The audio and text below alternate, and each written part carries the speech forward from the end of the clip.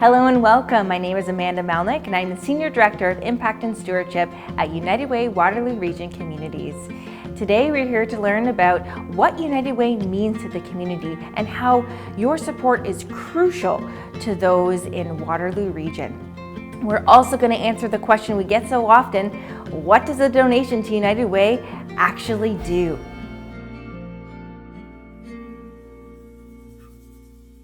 So I am so thrilled to be able to be here today with two incredible community champions, Chris and Zeno.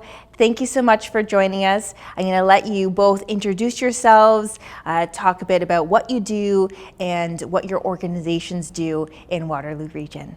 So my name is Zeno Ojobo. I am the board treasurer at Kind Mind Family Wellness. I also coordinate activities for the youth and educational engagements for the youth, and I'm really involved in that as well. So Kind Mind Family Wellness is a culturally inclined organization that provides, that fosters and tries to close the gap in systemic racism, as well as racism on the whole generally.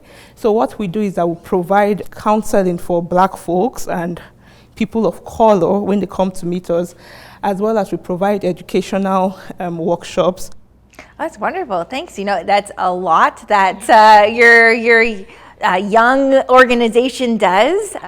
Chris? Thank you. My name is Chris Prosser, the Executive Director for the Literacy Group of Waterloo Region. We have been supporting the Waterloo Region for 25 years now.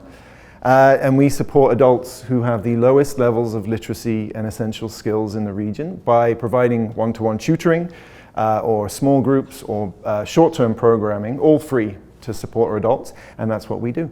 You both touched on it and when you were talking about your organizations, but I want to delve a bit into the issues that we're seeing in our community. So what's going on?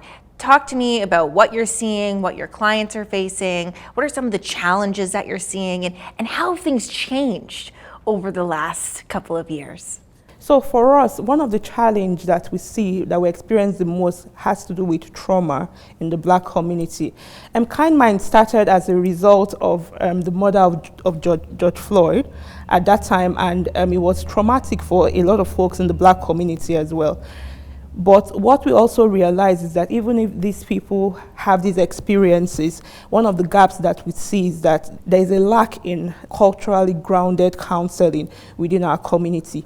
So it's important that these people are able to get counselors and get trauma treatment from people who have similar lived experiences as them, so that they can meet them where they are. So this is a major gap that we have.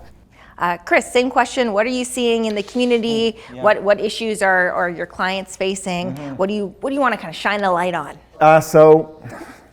Digital literacy, first of all. So, the pandemic and everything moving online to be accessible, and I use the term accessible, has been a real challenge for our learners. So we're looking at around 25% of adults in our region, outside our neighbors, cannot access online learning. They can't access online services.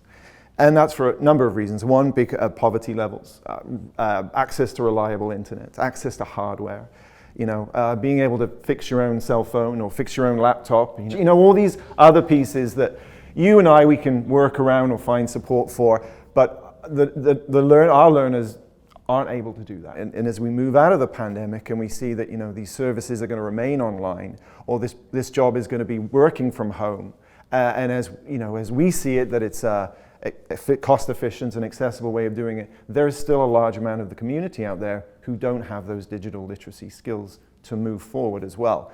But we're also seeing a big challenge in workplace skills. So literacy itself, or upgrading your skills, is very much a long-term goal for a lot of adult learners.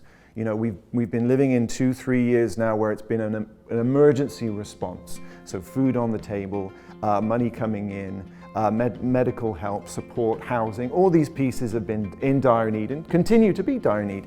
So literacy has never been on the radar. But as we start to open up, we're seeing that learners are returning to us. Their long-term goals of getting high school or high school equivalency, to being able to read more independently, to be able to access online jobs, access online services. They're now seeing that as their long-term recovery plan from where we've been. So it's wonderful that we're seeing learners coming back in.